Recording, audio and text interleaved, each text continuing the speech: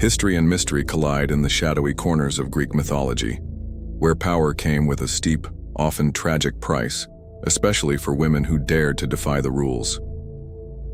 These women weren't just mortals or mere figures of myth. They were rebels, visionaries, and wielders of forbidden knowledge. Their stories are threaded with danger, magic, and defiance. They dared to tap into ancient forces, and in doing so, they crossed boundaries set not just by society, but by the gods themselves. Today, we delve into the mythic legacies of the cursed women and witches of ancient Greece. Feared, revered, and often condemned, they represent the complex relationship between power, femininity, and divine punishment in a world ruled by capricious deities. Circe. The island sorceress Circe, or Kirka in ancient Greek, was no ordinary woman. She was a goddess, the daughter of Helios, the sun god, and the ocean nymph Perse. Yet unlike the other Olympians, Circe chose a life of solitude on the remote island of Aiaia, far from the hierarchy and politics of Mount Olympus. Her independence was more than geographic. It was a declaration of autonomy, mastery over her own magical domain. When Odysseus's men stumbled onto her island during their long voyage home, they indulged in the feast she offered, unaware of the danger. Angered by their arrogance, Circe transformed them into swine with a powerful spell, symbolizing her ability to expose the beast within man. But Odysseus, protected by the herb moly, gifted to him by Hermes, resisted her enchantments. Instead of being enemies, Circe and Odysseus formed a brief but profound alliance, even becoming lovers during his year-long stay. But their union would leave a permanent mark. In some myths, Circe bore a son, Telegonus, who would unknowingly kill his father in a tragic twist of fate. Using a spear tipped with the venom of a stingray, possibly crafted by Circe herself. Even with all her magic, she could not escape destiny. Her story is one of empowerment and tragedy, of a woman too powerful for the world around her, caught in the very web she wove. Pandora, the first woman, the final curse. Pandora's story is perhaps the most misunderstood in all of mythology. Created by the gods themselves, not as a gift but as a weapon, Pandora was the first mortal woman. She was sculpted by Hephaestus at Zeus's command, a divine counterstrike against humanity after Prometheus stole fire from the gods and gave it to mankind. Each Olympian god contributed to Pandora's creation. Aphrodite gifted her beauty, Athena wisdom and skill, and Hera a dangerous curiosity. And within her was sealed a jar, or box, containing all the evils of the world: pain, disease, greed, and sorrow.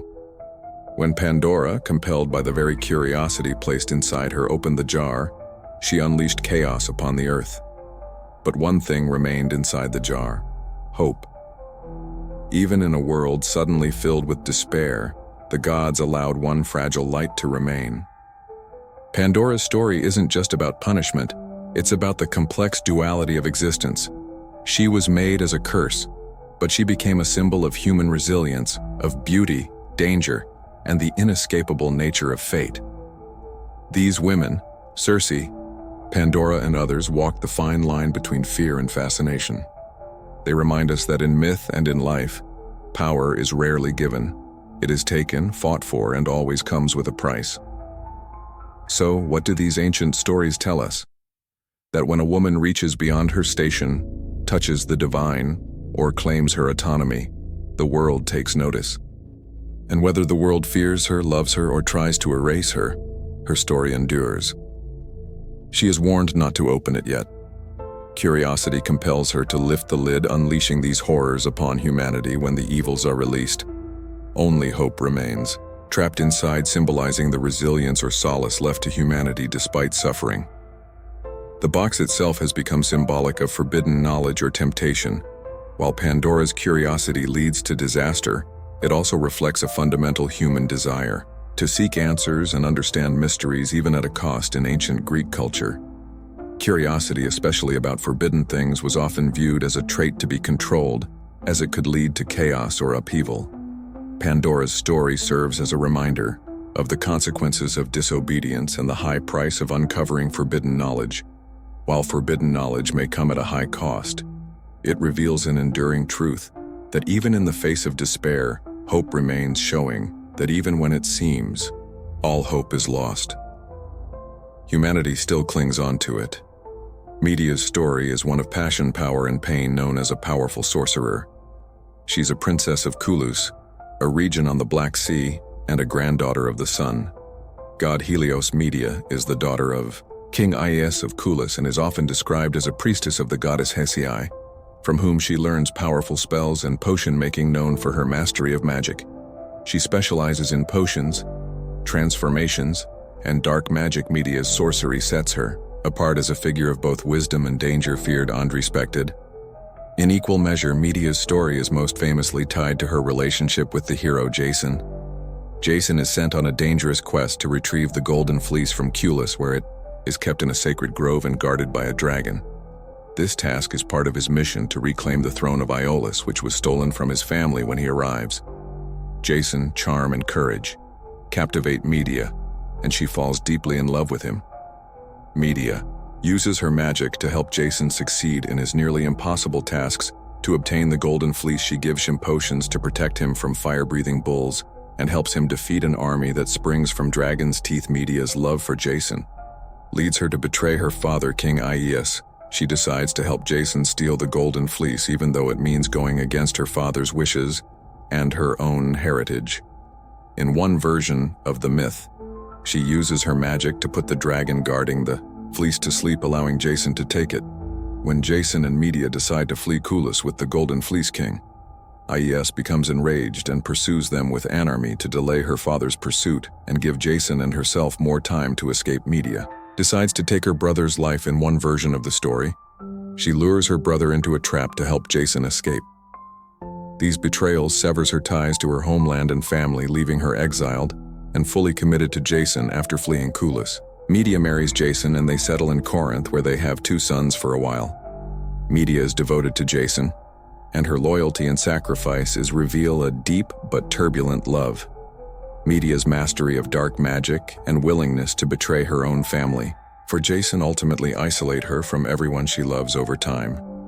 Jason's ambition leads him to seek a political alliance with the king of Corinth by marrying his daughter Glauce. Jason abandons Medea, leaving her betrayed, and furious, this betrayal triggers Medea's transformation from a loving partner to a vengeful sorceress. Medea's fury leads her to use her magic in a devastating act of vengeance. She sends a poisoned robe to Glauce, which consumes her in flames when she puts it on, killing her and anyone who tries to save her, including her father. In a heart-wrenching act, Medea takes her sons' lives to punish Jason. The deaths of their sons is a shocking and extreme expression of Medea's grief and anger. After exacting her revenge, Medea flees to Athens in a chariot provided by her grandfather Helios. In some versions, Medea marries the king of Athens but eventually leaves after a failed attempt to secure the throne for her son. She returns to Culus in some accounts, while in others she continues her journey. Elsewhere, Medusa's story begins with her as a strikingly beautiful mortal woman. She was unique among the Gorgons, being the only one who was born mortal. Medusa's beauty was renowned. Her long, flowing hair and captivating features were admired by mortals and gods alike. She was a priestess of Athena, dedicated to a life of purity and worship in the goddess's temple. Medusa's life took a dark turn when she caught the attention of Poseidon, the god of the sea. Some interpretations suggest that Poseidon's pursuit of Medusa was partly motivated by his rivalry with Athena, since Medusa was a devoted priestess in Athena's temple. Poseidon might have seen her as a way to assert his power and undermine Athena by violating something sacred to her. Medusa was dedicated to Athena as a priestess and maintained a life of purity. Out of respect for the goddess, Poseidon pursued Medusa and ultimately had his way with her in Athena's temple. This act enraged Athena, not because of jealousy, but due to the desecration of her sacred space. Athena, embodying the rigid divine justice of the Greek gods, chose to punish Medusa rather than Poseidon, transforming her into a terrifying creature. As retribution with Athena's curse, Medusa's radiant beauty was distorted into monstrosity. Her hair turned into writhing, venomous snakes, and her gaze became lethal. Anyone who looked directly into her eyes would instantly turn to stone. Stripped of her former beauty, Medusa was exiled from the world of mortals and condemned to a life of solitude. She became a Gorgon in every sense, joining her immortal sisters in a remote and desolate place. From that moment on, Medusa was feared and reviled, her once admired beauty, now a source of terror. Medusa lived in isolation, far from human contact, cursed to a life of loneliness. With her lethal gaze and monstrous appearance, though feared by mortals, her story became a challenge for heroes who sought glory by slaying her. Eventually, the hero Perseus was tasked with bringing back Medusa's head as part of a quest assigned by King Poes with the help of divine gifts from the gods, including a helmet of invisibility given by Hades, a reflective shield from Athena. This was essential for Perseus to avoid looking directly at Medusa, since looking at her would turn him to stone. Winged sandals from Hermes. These allowed Perseus to fly, aiding in his journey to reach Medusa's lair, and a special bag to carry her head. Perseus set out to find Medusa. When Perseus arrived at Medusa's lair, he used the reflective shield to avoid her petrifying gaze. Guided by her reflection, he approached and ultimately beheaded Medusa while she was asleep. From her blood sprang two children, Chor and Pegasus, born from her union with Poseidon after her death. Perseus used Medusa's severed head as a powerful weapon capable of turning anyone who gazed upon it to stone. He wielded it to defeat his enemies, but eventually he offered the head to Athena. Athena placed it on her shield, transforming Medusa's image into a symbol of protection. Rather than fear, the head of Medusa, once a source of horror, became a protective emblem on Athena's shield, and armor warding off evil and instilling fear in enemies. Cassandra's story begins when the god Apollo falls in love with her and grants her the ability to see the future as a way to win her affections. However, when Cassandra rejects his advances, Apollo becomes enraged and curses her. Apollo's curse is devastating. He grants her the gift of prophecy, allowing her to see the future with perfect clarity. However, as part of the curse, Apollo ensures that no one will ever believe her predictions. Although Cassandra can foresee future events with perfect accuracy, no one will ever believe her. This curse becomes her tragic fate, as she is forced to watch the horrors she predicts unfold, powerless to prevent them, because her warnings are always ignored. Cassandra plays a significant role in the events leading up to the fall of Troy. She foresees the destruction of her city and tries to warn the Trojans about impending disasters, including the peril of the Greeks and the famous Trojan horse. Despite her desperate attempts, no one in Troy believes her predictions. When the Greeks hide inside the Trojan horse, Cassandra warns that it will bring disaster, but the Trojans dismiss her as mad. This disbelief condemns her city to destruction, a bitter irony of her curse after Troy's fall. Cassandra is captured by the Greek hero Agamemnon and taken to Menene as a war prize. This final chapter of her life is marked by even more tragedy. Upon arriving at the palace, Cassandra, still cursed to be ignored, predicted her own death. She saw that she and Agamemnon would both be slain by Clytemnestra, Agamemnon's wife, and Isis, Clymnestra's lover. As always, no one believed her, and her warnings went unheeded. Clytemnestra, who had been plotting revenge for the sacrifice of their daughter, ended Agamemnon's life. Cassandra was next. She was caught while she tried to flee to the temple of Apollo seeking sanctuary, and was slain by Clymnestra. According to some accounts, she was dragged from the temple by Clymnestra herself or by Isis, though the details vary in different sources. Cassandra's death is particularly tragic because she had foreseen it, yet she could do nothing to prevent it, marking the culmination of her tragic life. One of prophetic power, but doomed to be ignored and misunderstood, even in her final moments throughout time. These stories of cursed and fated women reveal more than magic and spells.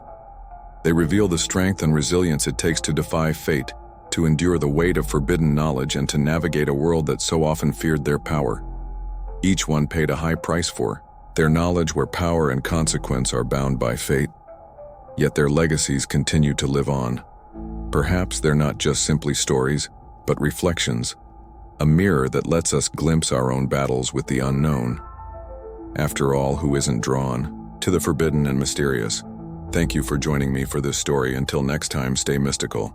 If you made it this far and liked the video, please let me know by hitting the like button, so I know this topic was interesting also. So let me know in the comments which story resonated with you the most, who was your favorite out of these cursed and fated women. And hey, don't forget to subscribe and join us on more journeys like this one. Thanks for watching.